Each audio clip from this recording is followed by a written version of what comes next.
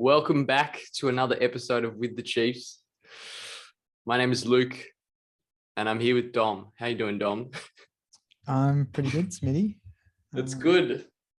I think this is a bit of a different one. We're going to wing it a little bit. Yeah, we've had great guests on for the start of the podcast in the past few episodes, but today is going to be something a little bit different. Yeah, we'll start off with our usual training chat. Yeah. What's been going on the last few weeks. So what have you been getting up to, Smitty? Last week, we normally review the last week, I think. Pretty solid week of training. I got up to 130 Ks for the first time in a while. Yeah. So it's good. It was a lot of easy running. I actually did a bit of the dodgy and skipped the session on the Saturday. I was meant to do a speed session, but I ran down to the bay. What's that oval? King George, I think it is. Oh yeah. And well intentioned, was going to do my session, but little athletics were set up. So oh no, I just have to do more easy running. I mean, the opposite of me. Like, I would never miss a session. Like, I'd do too many sessions. I'd be going for an easy run, saying, "Okay, I'm doing an easy run today." Next thing you know, I'm doing 200-meter repeats.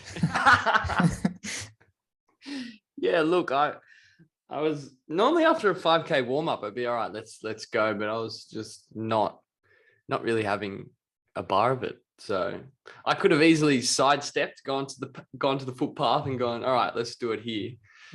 But I used that as an excuse to get out of doing it. Or I could have run on the other side or found another oval. There was many things I could have done. So that's just a big cop out. But I ended up running, I still ran 19 Ks around the bay, but just easy miles. And then,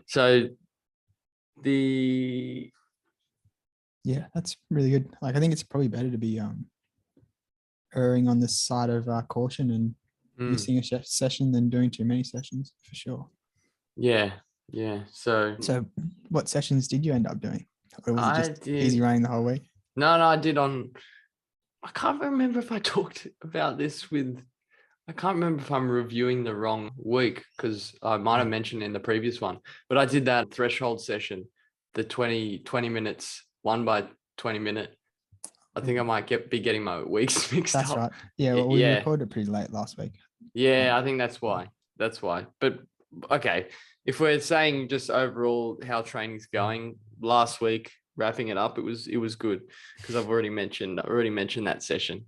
But I did a session this morning and I didn't feel anywhere near as comfortable on the threshold as I did the previous week. So I'm not sure if that's my body adjusting to the extra 30 kilometers of mileage, potentially, but it felt much more difficult to maintain the same pace.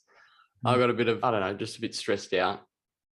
Like I don't know how much that impacts it if you're a little bit stressed at work or something like that. Oh, mate, I reckon that definitely impacts it. Yeah. So that could have played a part. But I was happy with the long run. The long run was solid, like 26K. When I did a little bit of a tempo at the end, didn't just keep it easy, did maybe 5K a bit quicker. But apart from that, it's going solid. What about you, Dom? Yeah, another strong week for me. I think it was 149 kilometers. Jeez. It was pretty good. And yeah, I didn't think I was going to run that far. Then the weekend came around and I think I ran 64 kilometers over Saturday and Sunday, which was really good. Yeah, I got down to the 440 on Saturday morning and had a crack there. Yeah, during the week, I think last week I spoke about the session I did where I was feeling really good too. But then after that, on the Tuesday, I just rested all the way until Saturday and had to go at the 440. And I ran the second fastest time ever on the 440. So Sean Hampson, watch out, I'm coming for you. I'll get you sometime in the next few weeks, no doubt. And then after that, I got straight in the car and we drove up to Glenbrook at the bottom of the Blue Mountains. And I went for a run with a bloke called Ollie Jones and Wendy. I think Wendy's been tuning in and has given us some really good reviews on Apple Podcasts. And then, Sunday I did a long run and decided to do a 10K effort midway through the long run. What was the cheeky 10K split? I think it was 34:56, which was Yeah, good. that's very casual, Dom. Yeah, it was good. It was like through like the crowds and stuff along around the city. So I was pretty pleased with that. But I got really badly sunburnt because I don't know. There's like the UV index thing on your phone. Right. It said it was a 4. So I was like, oh no, I don't need to put sun cream on. I'm only going for a run. I'll be out in the sun for, I don't know, an hour and a half. I don't know, it was a long run. It was probably just me thinking pretty stupidly about it. But anyways, I went for a run and my shoulders were absolutely cooked. I think they're Sorry, like Dom. Mm, We had technical difficulties then.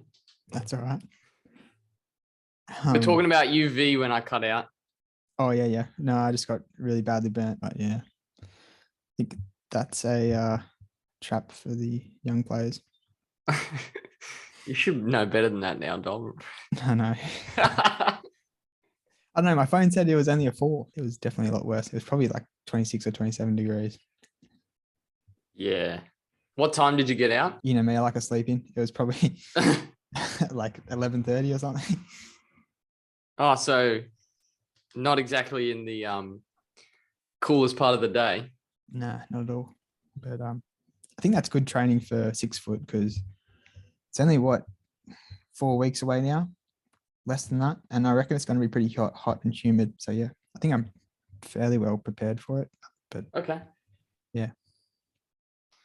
No, that's good. Obviously coming off the back of a massive week, how are you feeling in general? Or yeah, the session yesterday, I felt a bit sluggish. I think that, yeah, the big weekend probably just cooked my legs a little bit. And I was like getting a bit frustrated at myself during the session. Because like it was around the pond and it's like, I don't know, really uneven ground and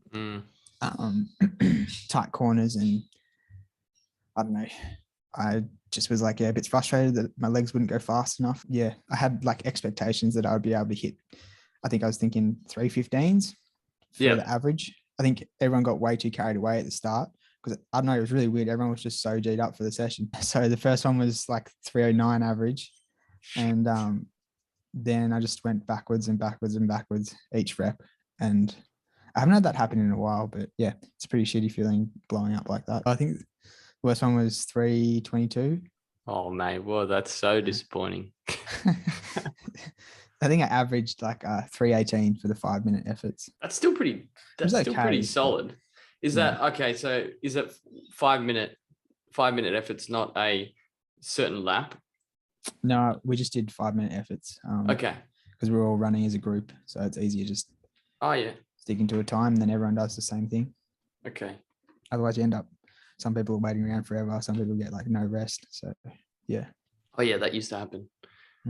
In our sessions. I'd be like, Dom, because then we would start and I would be like 30 seconds behind. And then I'd be like, man, I need more rest. He's like, no, well, you just need to run faster. I'm like, what do you mean? And you got faster.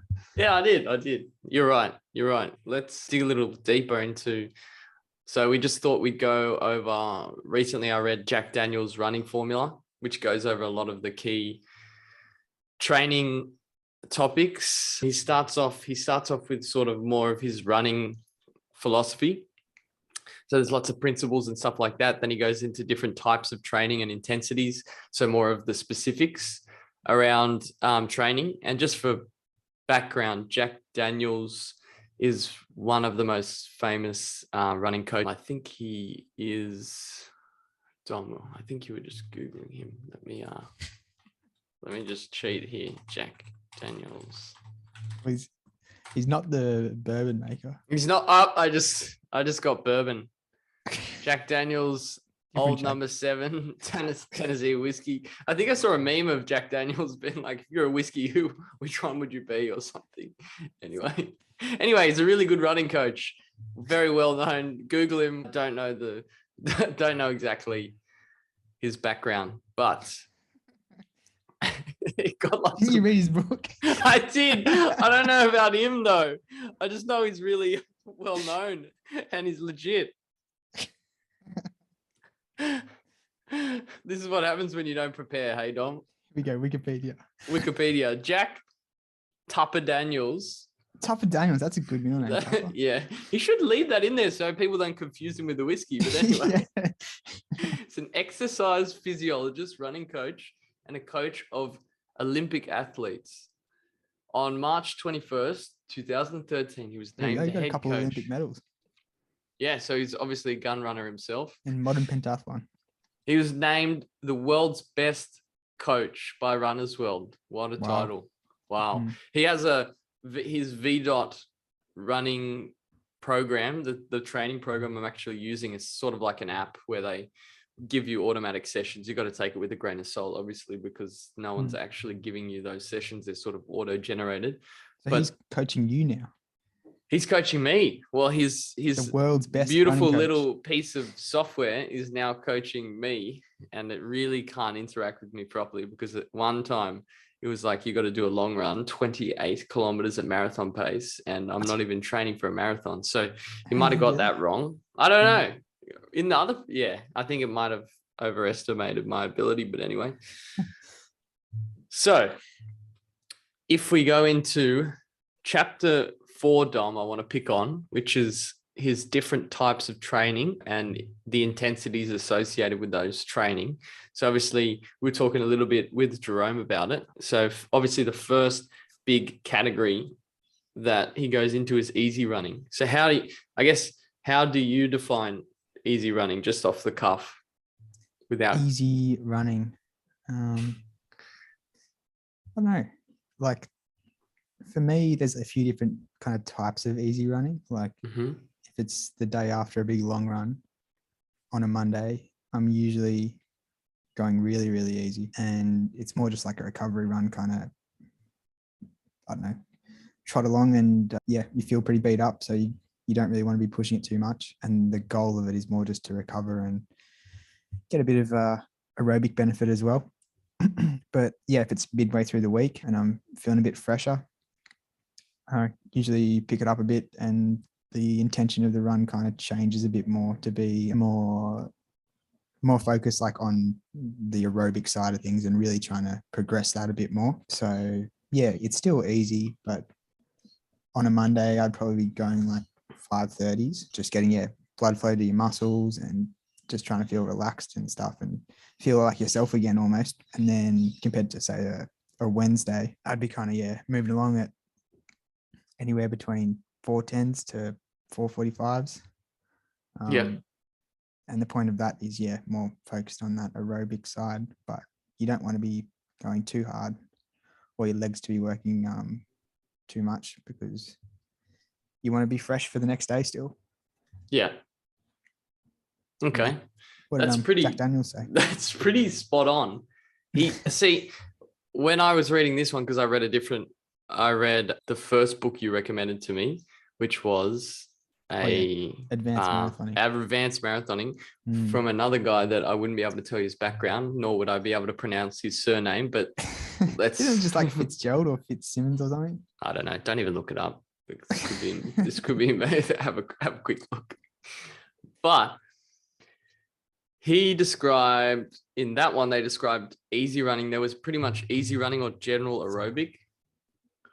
What is it, Dom? Fitzinger. Yeah, that's what I was going to say next. But anyway, they described easy running and they separated in those two categories, being recovery running, which is more for blood flow, which is after a long run, exactly how you described it, which is literally just no emphasis on pace. It's almost like really just trotting along. And then general aerobic, which is within a certain, I think they do it based on heart rate. So it's within a certain heart rate, but it is within a range. So like, it really depends on your level of fitness, but it would be like, I don't know, between 4:30s and 5 minutes if you're at this level. So there is two different types of easy running, but the emphasis is, as you said, on not going too fast, but not also going too slow.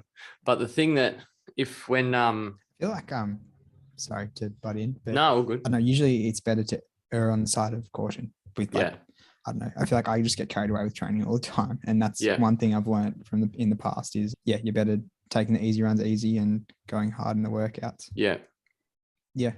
Especially if you're trying to build mileage and stuff like that too. I've made the mistake in the past of worrying too much about the easy runs. Like, for example, my easy runs are now at instead of 4:33, they're now at 4:25 at the same heart rate. But I think you can get a little bit carried away worrying about the data and stuff like that. That's just my experience, because some days are like you run at 450s and it feels like the feeling you get is similar to when you're running at like 420 pace. So it's day dependent and where you are in your cycle of the session. But I think Jack Daniels defines easy running, basically does a good job at strengthening the heart muscle. So but he was saying that it only really works. The reason you don't go that much faster is it only works to a certain point. Like the way you strengthen the heart muscle only really has a benefit to a certain point. So there's actually no point running too hard, which got me thinking, because remember when I used to do my midweek long runs and I'd do them pretty, not near threshold, but a little bit quick, maybe like 4:05 pace. Yeah. I think it's a bit like unnecessary being in that. Probably could have taken it easier. And what Mr. Daniels is suggesting is there's no point going too quick. You kind of just keep it in that easy pace, but still keeping not slow enough. Like you still got to keep good running mechanics and a decent pace. And it's different for everyone.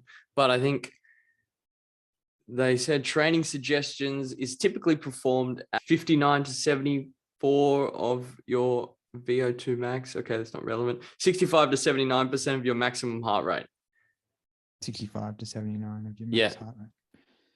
Yeah, okay. And a big emphasis as well when he was reading the book, a thing to clarify with the heart rate is probably don't use like a wrist heart rate, because it's not like, for example, when I had my Whoop band, it would be about like, sometimes it would be average heart rate of 160, and then on my chest strap it would be 140. So there's a bit of variance there.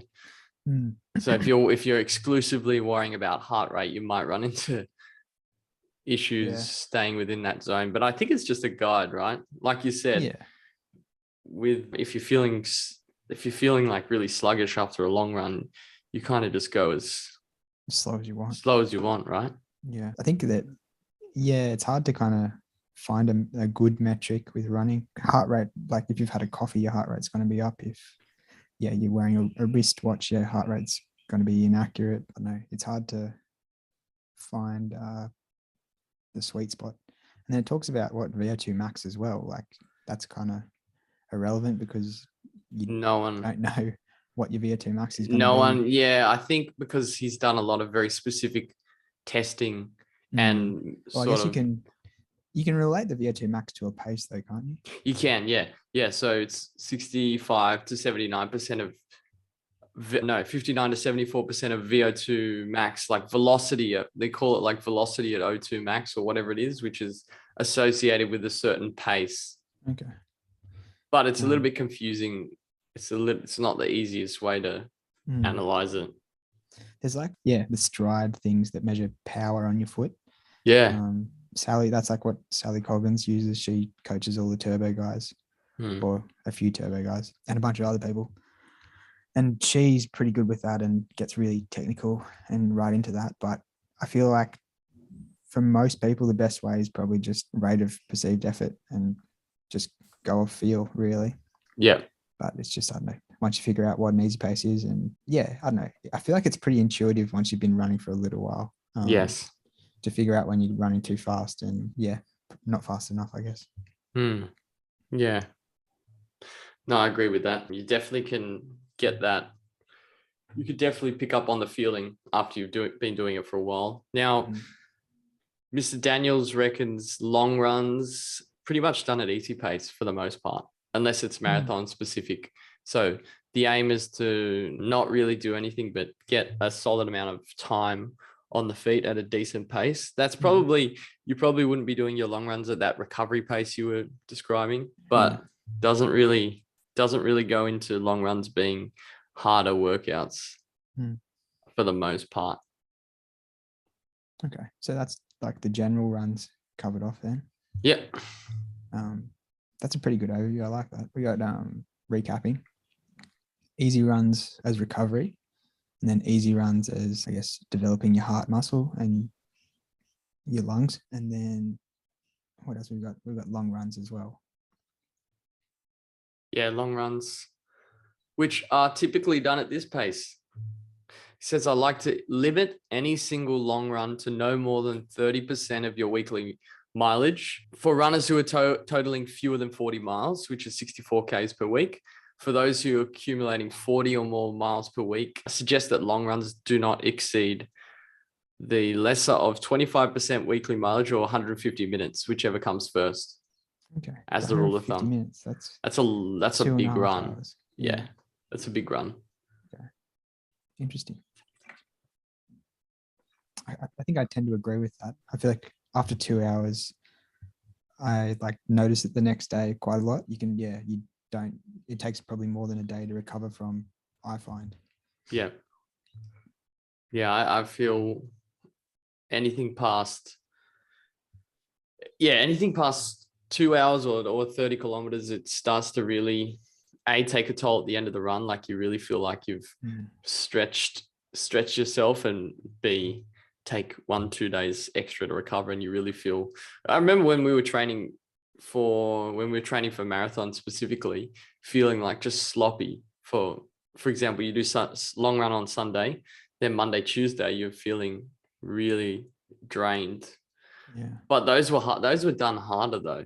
Yeah. They were not we done were at easy pace. missed But they were fun. But I feel for marathon training, we weren't really doing speed. Like I wasn't doing speed sessions, and the fastest thing I was doing is threshold. So the focus was on the long run, which is why we took it a bit quicker. Definitely. I think that was a good strategy. For the marathon.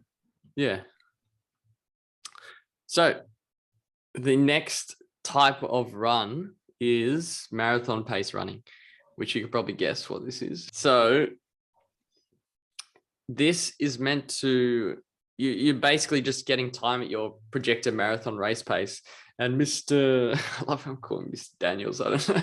Anyway, Mr. Daniels reckons that these are sort of like more of a psychological benefit than a physiological benefit, in the sense that you're not training any specific function. Like it's not fast enough. It shouldn't be fast enough to be at your threshold, which we'll go into later. And it's not slow enough.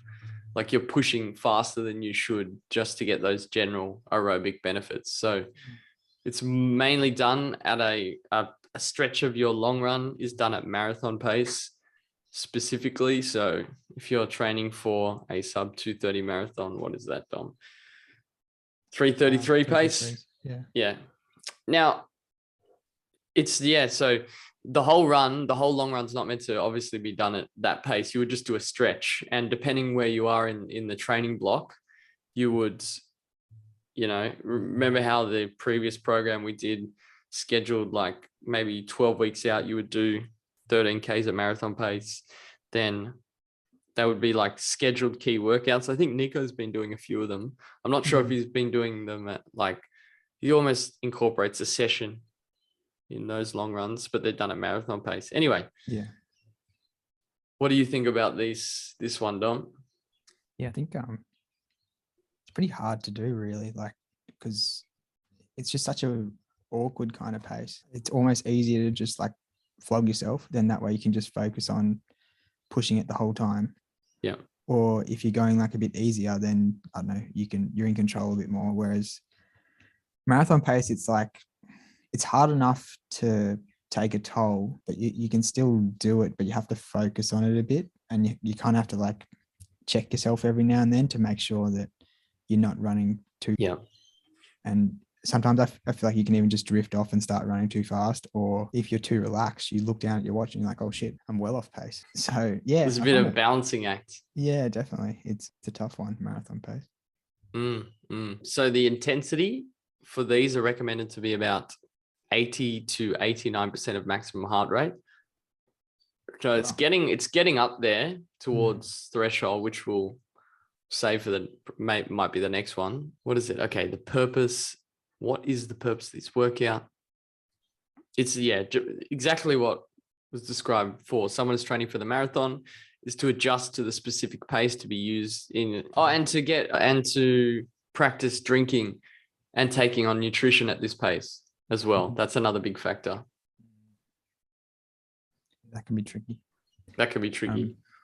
I think I've been pretty fortunate, really. I haven't had too many issues, or aside from the bloody beetroot. But Yeah, fair enough.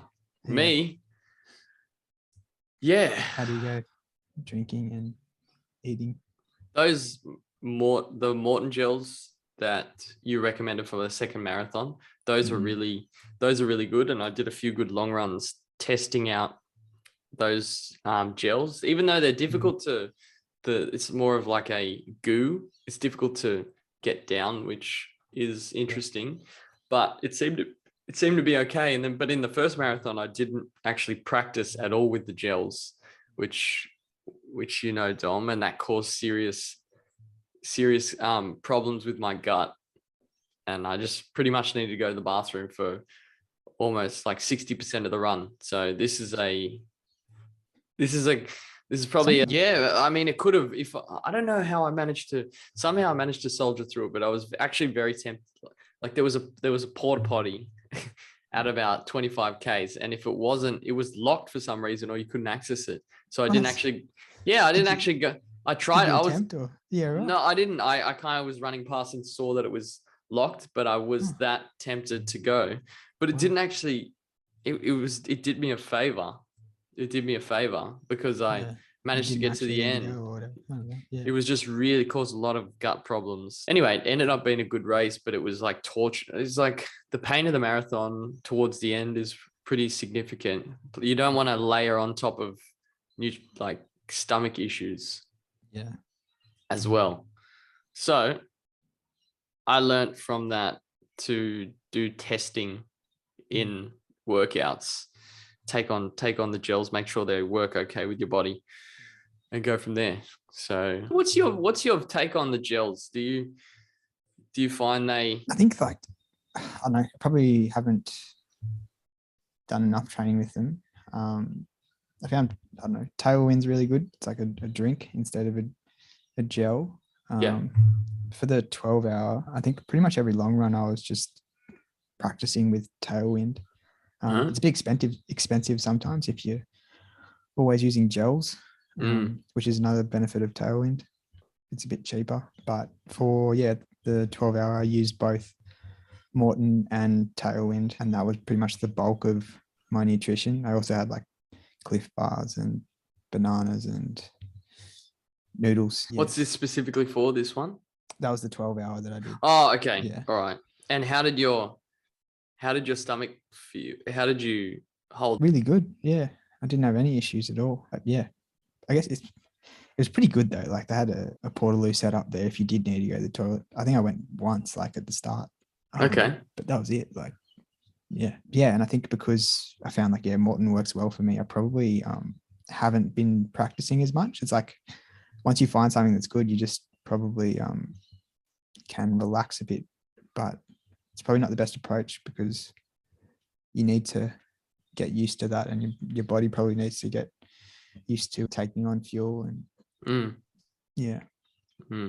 I think anyone training for a marathon that's set up with the proper program probably gets advice on nutrition, but I honestly don't know why I never, like, there was such a big emphasis for that training block, how I overlooked such a key part of it, which is like to use gels I've never used before. Anyway, live and learn. So anything else you want to add to marathon pace running, or? No, I think we've covered it off fairly well, but yeah, it's funny how it's marathon pace, but when you're in training, it doesn't feel like marathon pace really, and you can only really do it for 15 Ks, kind of pushing it. Yeah, I think that's just like mental though, probably. Yeah. Interesting. I felt that on one of the programs, the key workout is to do 23 Ks at marathon pace. So before the second marathon, we did I did that workout. I got through it, but it felt like I was racing until the 23rd. Like, for example, the last 8Ks or so was like racing. And I hadn't even, that's just in the marathon, that's just when you're getting to the pointy end of the race when you should I know. start. Yeah. So I was like, okay, I did the workout at the prescribed pace, but I felt like I was absolutely flogging myself. And then I don't know, maybe with a taper, bringing the mileage right down, that helps as well, because obviously the pace feels quite comfortable until about 35K when you start to fall apart. So there's probably the mental side and the fact that you're in a race and stuff like that. Okay, the next key training session is threshold running. Just off the bat, what do you think about threshold running, Dom? I'm a big fan of threshold running. I think, yeah, especially transitioning into more marathons and stuff the last few years. And yeah, I've done a lot more threshold kind of, I guess, tempo running, which I don't know, I kind of classify them the same, even though I guess, I don't know, they are or they aren't. But threshold running, yeah, usually it's good just to have like half an hour where you're really focusing on that faster running. I think, yeah, prior to that, I was all about the sessions and kind of doing more VO2 max stuff, where like that session we did the other day, like 5-minute efforts, usually a bit less though, like 1K reps or 400-meter reps, or just breaking things up into little reps. But I found that once I got into races, you need to be able to have that strength to push on for a longer period of time. You don't get to stop and have a rest in a race and then go again. And I think that if you're not doing threshold runs, you can be limiting yourself a little bit. And it's just got to, there's just a lot of areas you got to address and to become like a well-rounded runner, and everything kind of supports each other a little bit. But if you focus on one thing for too long, then other things start to suffer. Yeah. And how do you gauge the pace? Is it feel? Yeah, feel. And like, it's probably, about a pace you could do for half an hour. So yeah, you kind of, half an hour is like a long period of time, and I always just like kind of keep that in mind when I'm doing a threshold run. Like, I go like as hard as I can, but I know I'm running for half an hour, so I just keep that at the back of my mind. I still try to run fast, but you just want to be conscious that you're going to be out there for a while. That's a good distinction, because you can feel fresh for about 7 minutes and then the wheels start to fall off. So if you're going, you'll know very quickly if you're going too quick for your threshold pace, because then it'll start to go in that zone where you're doing like intervals and stuff like that, where it's really hard running. So you want to run as fast as you can while still not going too fast. So this, I think, is a big one where it takes a little bit of time to gauge what threshold feels like. Definitely. And I think it's something, you kind of need to do it to know how to do it properly and what the feeling should be. So Mr. Daniels says threshold pace would be about 88 to 92% of maximum heart rate. So he's very specific about this pace. Very, very specific. Yeah. 4% there. Yeah. Right? Yeah. So this one is like literally, he defines it as, in terms of his feeling, if you're peaked and tapered, you'll be able to race it for 60 minutes at this pace. So it's more like almost like a half marathon pace for a well-trained runner. So for example, in my half marathon was done almost bang on my threshold. And then obviously you start hurting at the end, where you're running well past it going to the well. But so the classic for this book is a steady 20-minute threshold run. Okay. And he's specific about thoughts on tempo versus threshold. So a lot of people define tempo as like you go out and do a 10-mile tempo, but it's not all done at threshold pace. So it maybe would start at marathon pace below, because if you're pushing it you won't be able to run that at that sort of intensity for that long, nor should you in training. So to Mr. Daniels, threshold is more specific at that maximum pace before you go over the limit. Well, I guess it is. It's like a scientific term. Yes. It's like, yeah, the threshold between the two energy systems, or like when you're starting to produce lactate or something. I don't know.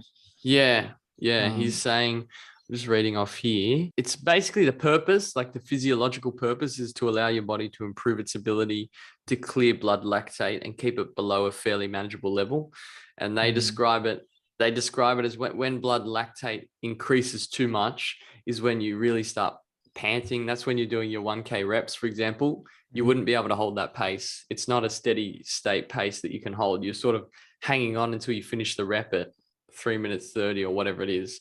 So it's not quite that fast because you're keeping your blood lactate levels down. Therefore, you don't have to really slow down until it's what, like 20, 30 minutes, like you said. That's really good. Thanks for that explanation. No, thanks. So Thanks, Mr. Daniels.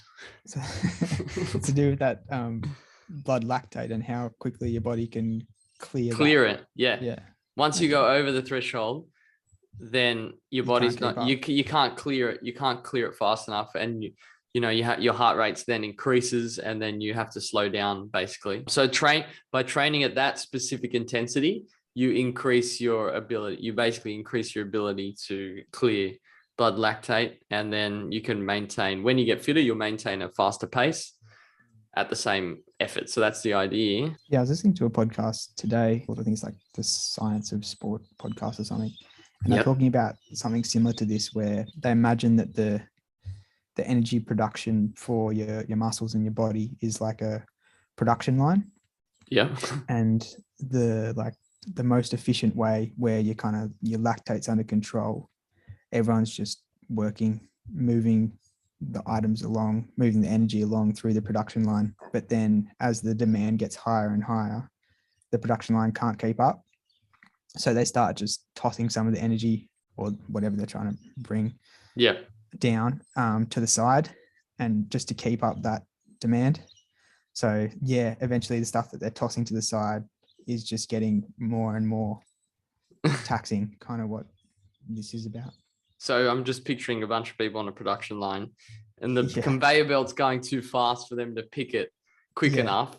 So they can't put it in the right spot. So they just put it off to the side, or they let it go through. Yeah, and when it goes too fast, if they don't have enough workers, for example, they're not going to be able to do it quick enough, which is, if you don't have enough adaptation, you won't be able to run at that pace, basically. Yeah, that's it.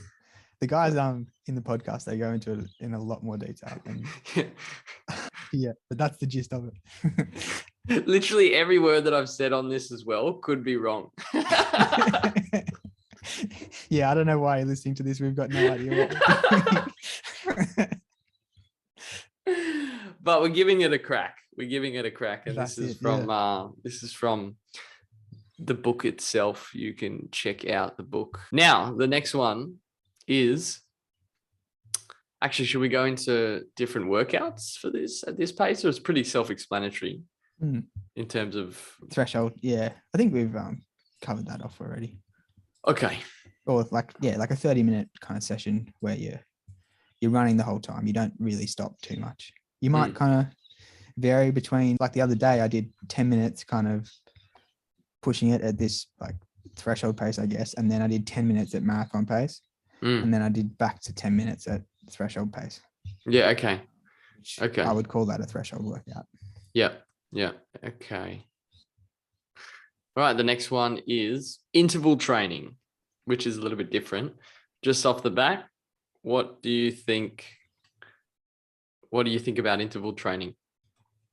Interval training. Yeah, mostly interval training. I feel like the classic kind of session that comes to mind is 1K reps. Yeah.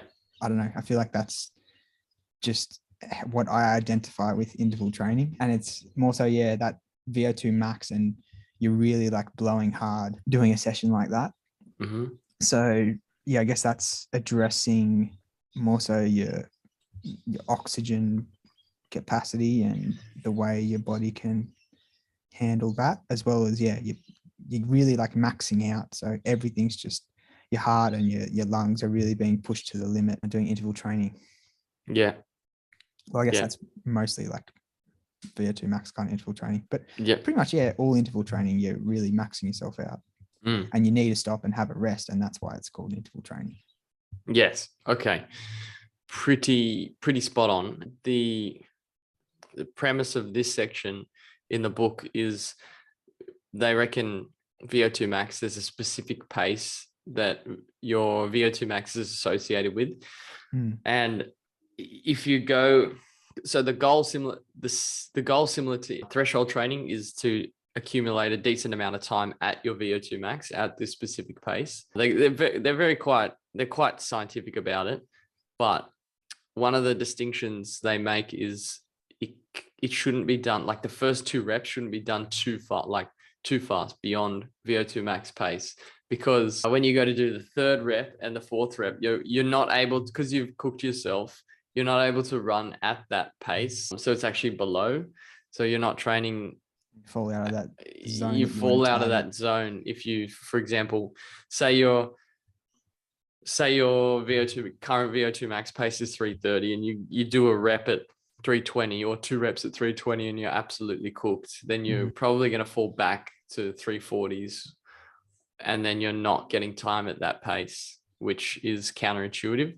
So he recommends to be sensible in these workouts, but the intensity is not like threshold. It's meant to still be hard, like properly hard, just not too hard, what do you think about that when you start getting too scientific or too specific about, do you think it can make it a bit difficult? Because I've often thought it's like, well, how do I know I'm running at that pace and that sort of thing?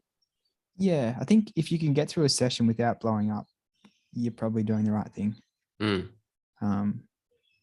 Like, yeah, if you like, yeah, my session the other day, for example, maybe I wasn't getting quite the benefits I could have if I just, I don't know, stuck to the plan and ran them all at 315s rather than going out and smashing the first one and then, yeah, crawling home for the rest of it. Yeah, that might be a good example then. Okay. There's not too much to, I guess, I mean, how do you determine what that pace is when you're just starting out? Like you probably got to go out and try and do 5 by a kilometer and see what the times are. Probably just a little bit slower than your 5K pace or around your 5K pace. But does he only look at VO2 max sessions in terms of intervals, or does he do anything more anaerobic? Yes, which is actually the next one. There you go. Yeah. So there's this harder running, but this is a specific VO2 max stuff that you do it. Like, actually, that's a good distinction. Your 5K pace. And then if we just quickly transition to repetition training, which is the next type, it's a different, because you're not trying to get time at your VO2 max. They're shorter reps. And the goal is to improve like you said, your anaerobic power, speed, and economy of running. So you mainly, for these ones, I get the impression you run as hard as you possibly can while keeping good mechanics. Yeah, pretty much. But they're shorter. Or if you do, like, for example, they'll do 10 by, you more than likely wouldn't be doing kilometer reps at this pace. It's more like 200s, 400s with a bigger rest. Yeah. So I think this is like a different method of training altogether. There's like, it's kind of like just relying on the immediate store of energy in your muscles. And like, whereas the aerobic system is kind of that production line, you've got like energy coming through. This is just like, it's there and then you use it up. And once it's gone, you're really like, you have to rely on other systems and then you start struggling. I think I don't know. I could be talking out of my ass, but no. They, if you look at the way they describe threshold, which is 60 minutes, if you're well rested and peaked, 60 minutes you could run at that pace, which is a rule of thumb. Then you go your interval training, which is pretty much your 5K pace. I think he said you should be able to run at 15 minutes at your max. So it's pretty much like 5K. pace. Then repetition training is not like that. You wouldn't be able to run 15 minutes, more like your 1500 meter pace. Yeah, maybe 3K pace. 3K pace? Okay. Yeah. Or 1500 meter pace, 3K pace, probably. Yeah. Okay. Depends how. So do you do any, what do you think about repetition training versus interval training? Are you doing repetition training, or do you mainly just do? At the moment, not as much. Yeah.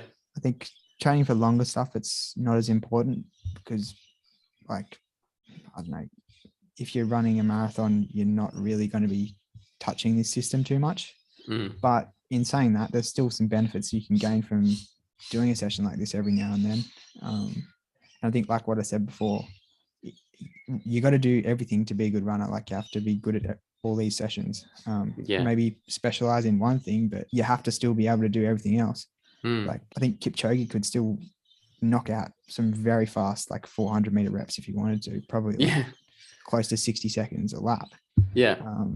Even though he's like, most of his training would be more marathon stuff. But yeah, where was I going with this? Yeah, I think for what I'm doing at the moment, I'm more doing hills and short hill intervals, because I guess that kind of addresses this, but is still more specific to building the right muscles and everything that I want for the trail runs I'm about to do. Yeah. Okay.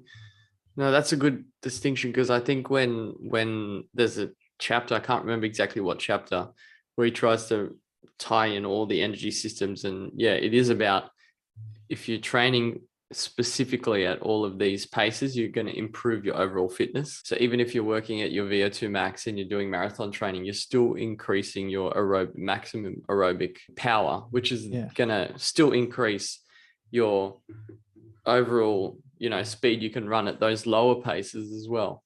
Yeah, definitely. And like, I think if you're doing, more threshold runs and stuff like that, your recovery time and things like that improve for when you're doing the shorter workouts. Like, everything goes hand in hand together. Yeah, that is about it for the different training methods. So just to recap, we got easy running, marathon pace, threshold running, interval training, and repetition training. Those are the key ones. Yeah, I can't think of any. The two other books that I've read are similar, and people just sort of describe different ways you can train at those intensities and increase those functions.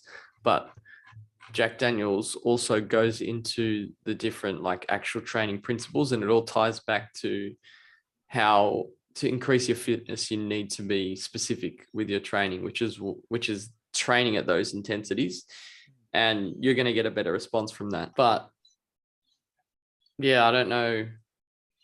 I think we might be at our episode time limit. Yeah. We might. There's no secrets in running. Like, everyone's doing the same stuff, which is pretty interesting. And like, these types of workouts, you look at any runner and they're probably going to be doing this, which is pretty interesting. Like, I don't know, it's not very exciting. It's pretty boring. Everyone's doing the same thing.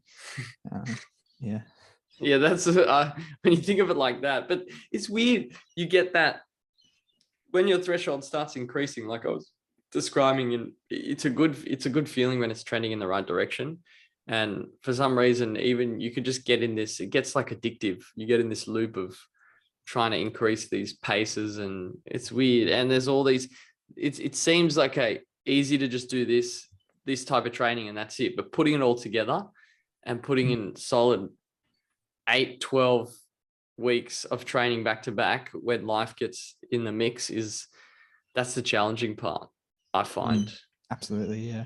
Because being consistent and knocking off all these sessions every single week is quite difficult. But if you're motivated and you manage to tick off all these sessions and not just sort of go out and run randomly, there's no doubt you'll get quicker. 100%. That's all I got, Dom. What do you reckon? We did all right? Good. Yeah, just to finish up, I might do a few shout outs. Oh, to people that have been listening. Mr. Chris Quick, he's been tuning in each week and letting us know on Instagram. I think one week he was listening to us sitting by the pool. Another week he was in the car driving along, listening to With the Chiefs. and he recently had an excellent running a 5K down at the state championships. He won the E race, so champion of the E race, Chris Quick, running Well done, I think mate. 17:40 or something like that. Jeez. Yeah, it's the first time he's broken 18 minutes. So well done to Chris. That was awesome to see. I think it meant a lot to him. The last time he had a track race, it didn't quite go to plan. He ran the 3Ks and I don't think he was too happy with his result then. So I think this one meant a lot to him. So also, yeah, Sam Shield breaking 15 minutes. Huge. That's worth a mention. Yeah. I think there was another guy who Chris trains with up on the Central Coast who broke 15 minutes as well. Wow. The Wolfman, I think they call him. Which is, love that nickname. Who else have we got? Shout outs. Or Jack Wilson, he gave some mention on Turbo's episode. He said he thoroughly enjoyed Turbo's episode with the Chiefs and Chief Turbo. And he's looking forward to becoming a better runner so he can run some age group champion records. Yeah, so that's it for shout outs, I think, at the moment. Yeah. Awesome. Keep tagging us and yeah, I don't know, hit us up if you're enjoying the podcast. It's so good to just bump into people and yeah, they're saying they're loving the podcast. It means a lot to us. I think we were talking before. It's a weird feeling actually having people listen to it. I know, absolutely. It just seems like we're talking. Well, obviously started when we're just talking absolute shit with each other on Zoom calls, reviewing our training weeks. But having the guests on is like incredible experience. Not what we expected. It's awesome. So yeah, thanks to everyone that's listening. We will try and structure it a little bit better. This is a bit of a rogue episode, but hope there was some value in it. Until next time. Thank you.